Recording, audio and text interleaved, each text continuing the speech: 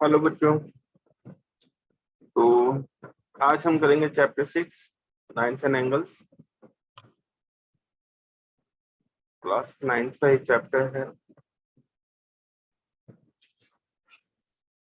और ये चैप्टर करने से पहले हमें कुछ बेसिक चीजें हैं जो जाननी चाहिए।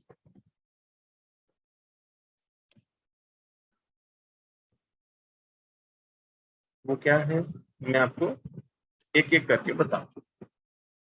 देखिए, तो सबसे पहले लाइन्स एंड एंगल्स में हमें क्या आना चाहिए।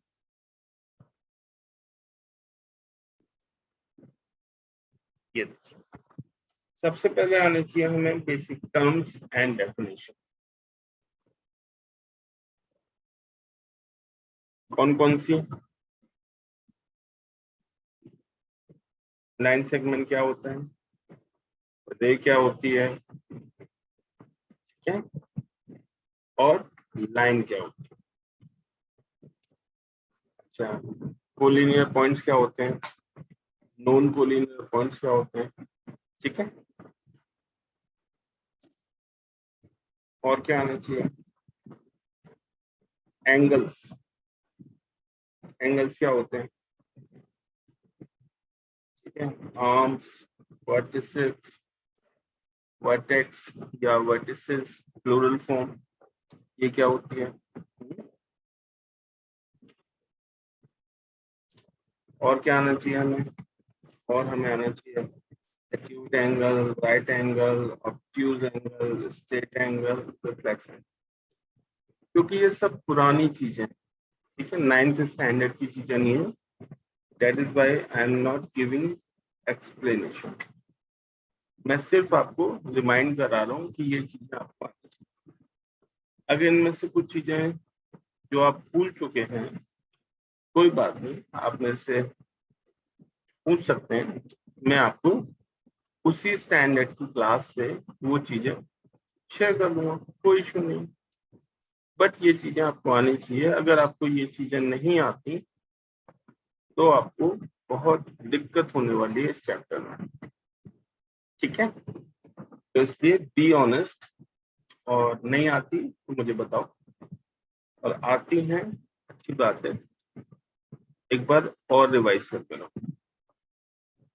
अच्छा, इसके साथ साथ complementary angles, supplementary angles, adjacent angles, okay. और क्या आना चाहिए,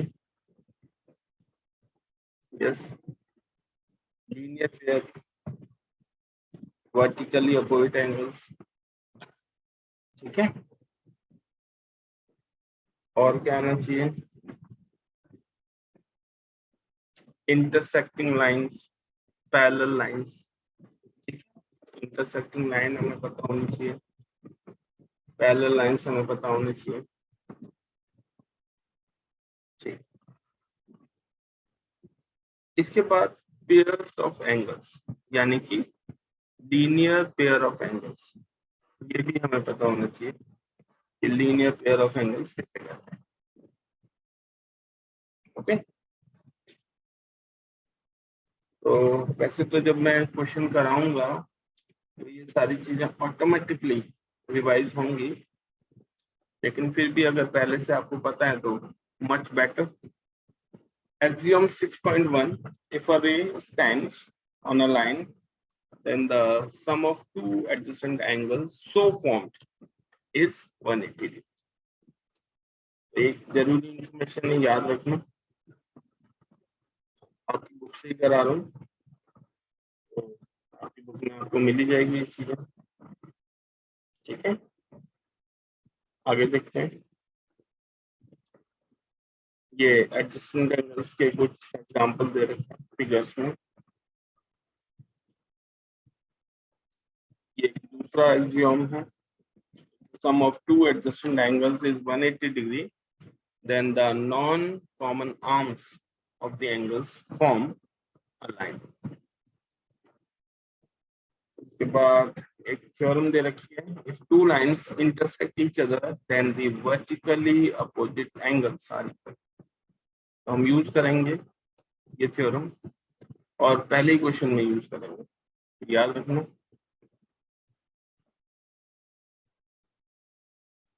एग्जाम्पल शुरू हो गए। एग्जाम्पल्स क्योंकि सॉल्व होते हैं सारे, सब कुछ क्वेश्चन भी है, आंसर भी है, तो इसके साथ तो टाइम वेस्ट करने का कोई मीनिंग नहीं। हाँ, फिर भी अगर लिखा हुआ भी समझ में नहीं आता तो आप मेरे साथ डिस्कस कर सकते हो, मैं उसे एक्सप्लेन कर दूंगा आपके लिए। ठीक है, चलिए अब क्वेश्चन नंबर 1 से स्टार्ट करते हैं। एक बार पढ़ लेते हैं क्वेश्चन नंबर 1 क्या है। ये पहली एक्सरसाइज है लाइन्स एंड एंगल्स की 6.1, और इसमें क्वेश्चन नंबर 1 है in figure 6.13, figure already given है, lines AB and CD intersect at O. If AOC plus BOE is equal to 70 degree, angle BOD is equal to 40 degree, find angle BOE and reflex angle CO. ठीक है, चलिए तो करना start करते हैं इसको।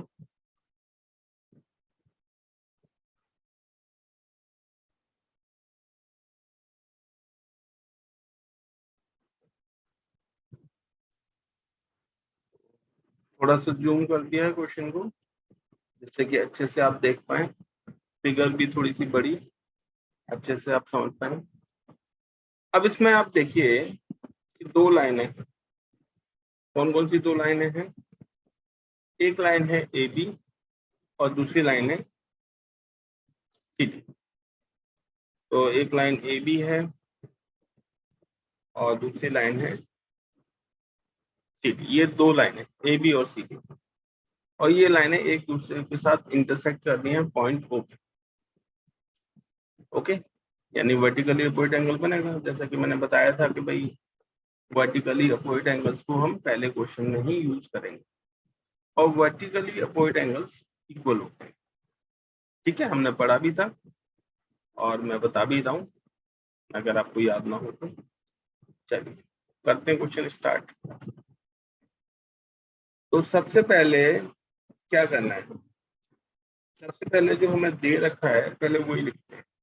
Angle AOC plus angle BOE equal to 70 degree, जो कि ऑलरेडी हमें गिवन है, हमने वो एज इट इज कॉपी किया और लॉजिक में लिख लिया गिवन, क्योंकि ये दे रखा है। यहाँ तक तो कुछ है ही नहीं समझने वाली बात। ओके, इसके आगे देखते हैं क्या है। इसके आगे देखो हमने क्या किया, हमने AOC को रिप्लेस किया BOD के साथ। ऐसा क्यों किया हमने, क्योंकि AOC और BOD वर्टिकली अपोजिट एंगल्स। समझने के लिए आप फिगर में समझ सकते हो, ये एंगल AOC है और ये BOD। ये वर्टिकली अपोजिट एंगल्स हैं क्योंकि ये दो लाइंस के इंटरसेक्शन से बने।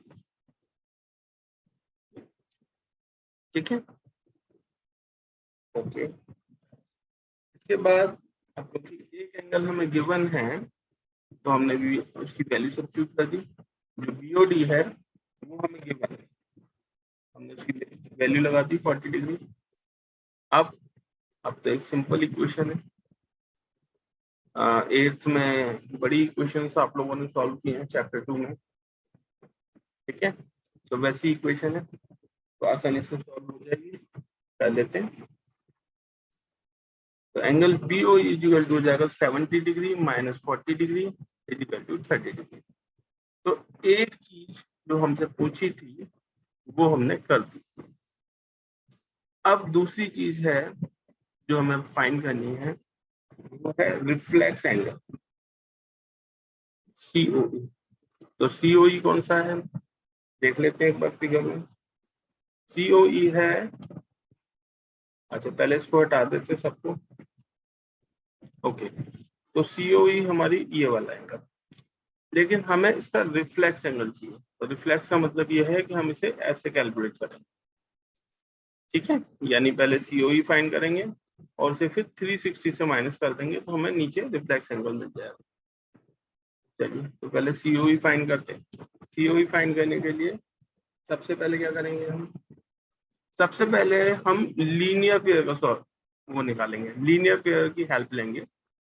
लीनियर पेयर की मतलब, लीनियर पेयर क्या होता है, जब एक लाइन के ऊपर एक रे होती है तो जो वो दो एंगल बनते हैं उनको हम लीनियर पेयर कहते हैं, एक एंगल ये और एक एंगल ये। तो यही हमने लिखा है AOE, AOE और EOB, EOB, ठीक है। तो this is called linear pair और ये हमेशा 180 डिग्री होता है। ओके, अब AOE, अगर आप एंगल AOE को देखें तो ये दो एंगल से बना है, एक एंगल है इसमें AOC और दूसरा एंगल है COE। चलो, तो अब AOE को हम स्प्लिट कर देते हैं इसके कंपोनेंट एंगल्स, तो हमने लिखा AOC प्लस COE, बाकी सब सेम है। अच्छा, EOB को BOE लिख दिया है मैंने, तो वो तो एक ही बात है, एंगल EOB या BOE, एक ही एंगल को इस तरीके से पढ़ सकते हैं।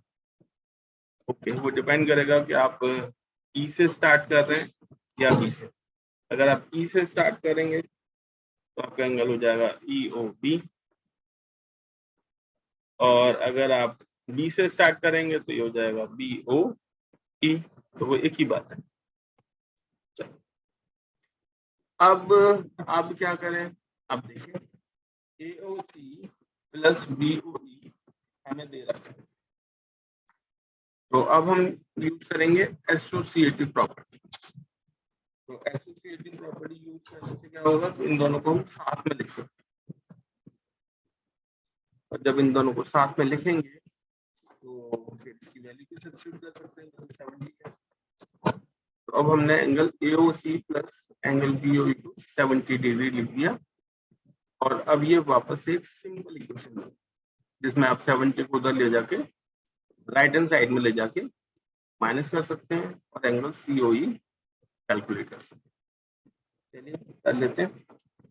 तो ये कैलकुलेशन हमें देती है 110 डिग्री, यानी एंगल COE हमारे पास आ गया 110 डिग्री, लेकिन हमें रिफ्लेक्स एंगल चाहिए। तो किसी भी एंगल का रिफ्लेक्स एंगल फाइंड करने के लिए हमें उसे 360 से माइनस करना पड़ता है। तो कर देते हैं, 360 से माइनस करना तो कोई बड़ा काम नहीं होता। तो 360 डिग्री माइनस 110 यानी कि 250 डिग्री। तो जो दूसरी चीज हमें निकालनी थी रिफ्लेक्स एंगल COE, वो भी हम निकाल चुके हैं। तो ये क्वेश्चन हो गया पूरा। अब एक फाइनल स्टेटमेंट हमें लिखनी चाहिए जरूर अकॉर्डिंग टू क्वेश्चन। तो hence angle BOE is equal to 30 degree and reflex angle COE is equal to 250 degree. तो इस तरीके से क्वेश्चन पूरा हो जाता है, ठीक है।